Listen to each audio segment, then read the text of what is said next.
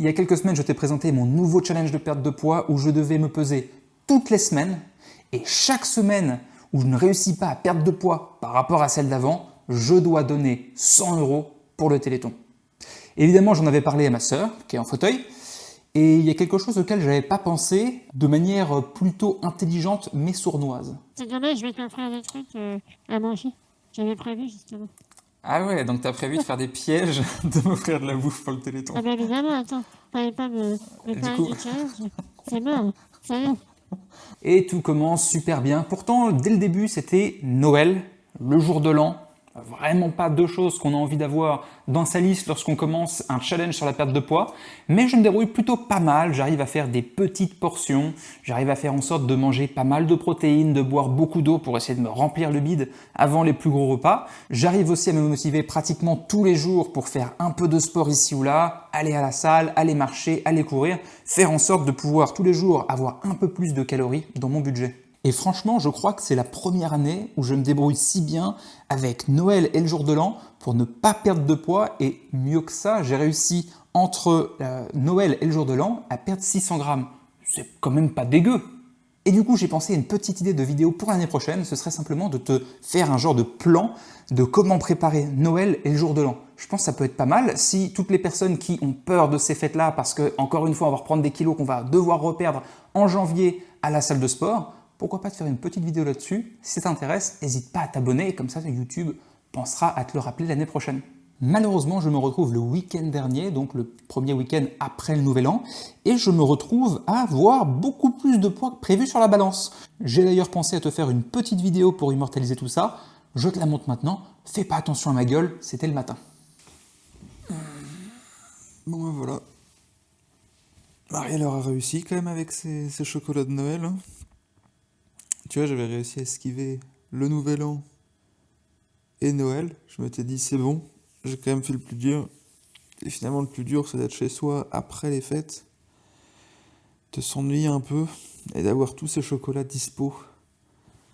Ah, qu'est-ce que c'était bon.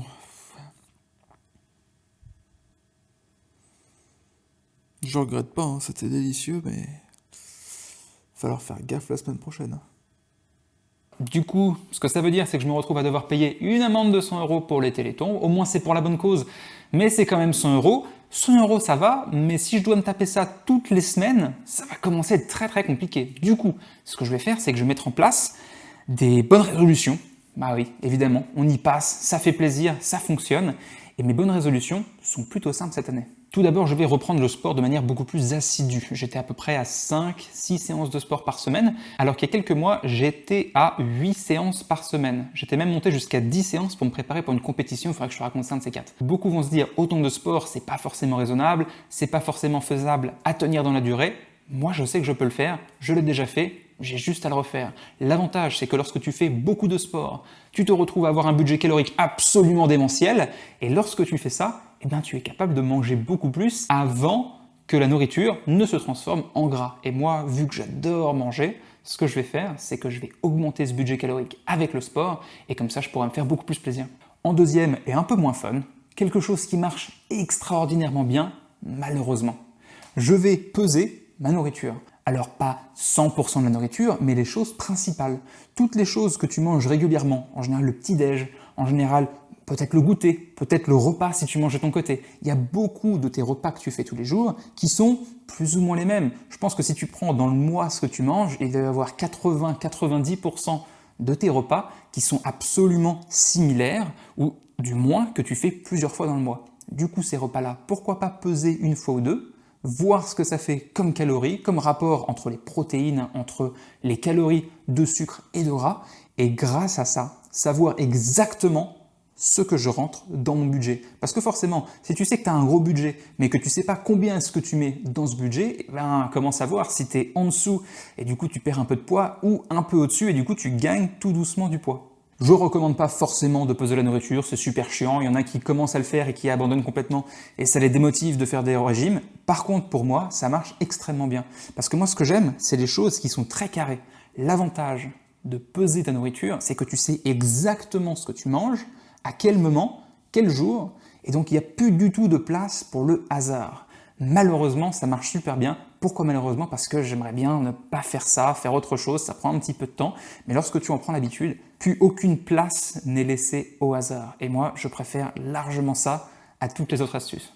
Troisième point, éliminer pratiquement totalement les calories liquides. Alors celles-ci, pour moi, c'est les plus sournoises parce que tu prends un truc à boire, c'est parti, soda, jus d'orange, alcool, toutes ces conneries-là. Lorsque tu les consommes, tu vas très facilement absorber des calories. On a tous déjà fait ça, de retourner la bouteille et de voir le nombre de calories qu'il y avait dans la bouteille, la quantité de sucre. On a tous vu les photos de la quantité de sucre dans une canette de coca.